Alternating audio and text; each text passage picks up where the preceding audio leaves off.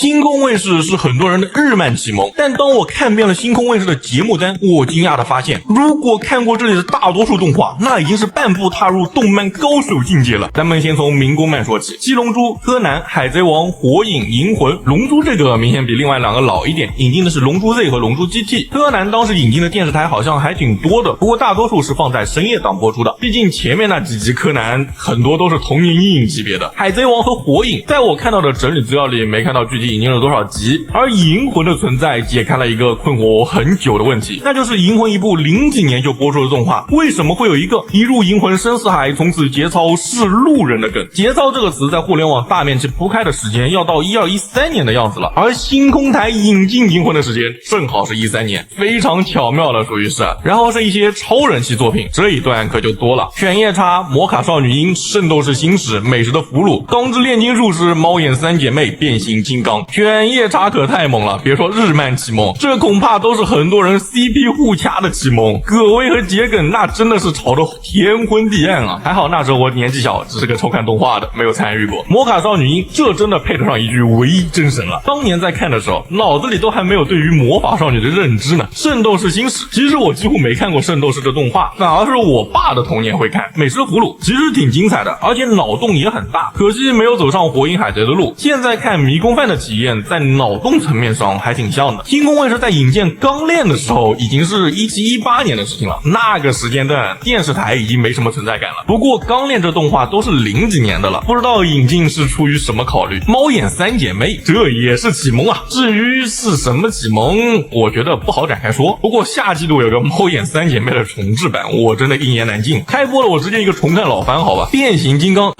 我能说我小时候从来没看懂这动画在干嘛吗？然后是一些圈内很有名气的动画，旋风管家、怪医黑杰克、城市猎人、东京猫猫。到这一步，如果你冷不丁的在聊天里说什么什么动画也是这种题材的话，反而会被呛一句切婆罗门。旋风管家可能还好，毕竟有丁公司盟的名气，很多人没看过也会附和两句，但到了怪医黑杰克这动画，哪怕是当时看过新动画青年黑杰克的，恐怕都没多少。而城市猎人，你光看这个画风就知道这动画似乎有一点点老了，当然了，也就是1988年的而已嘛。东京猫猫，你别说，你还真别说，这动画还真挺好看的，光看角色都不亏好吧。然后就是一些你看到这动画就有一种我去婆罗门动画的感觉的，水果篮、闪电11人、0秒出手、哨声响起。其实看到这些动画的时候，我就不太好评价了。首先我没看过，或者我可能看过，但我对这些动画的印象已经完全没有了。最后就是一些查漏补缺的动画，我实在不知道该怎么分类的。大家看看童年有哪些看过的但是忘了的动画吧。魔法咪路、魔女的考验、魔兵传奇、魔法学园、佳丽公主、花田少年史、634之剑、灌篮少年、Q 版三国、樱桃小丸子、忍者乱太郎、福星大嘴鸟、封神演义仙界传、热门小马、魔法小天使、憨豆先生。只能说这些品类确实挺杂的，国漫、美漫、Q 版、真人改啥都有，还是不知道有没有什么遗漏的。大家对于星空卫视还有什么记忆吗？欢迎在评论区补充。我是凯奇，我想和你聊聊动画。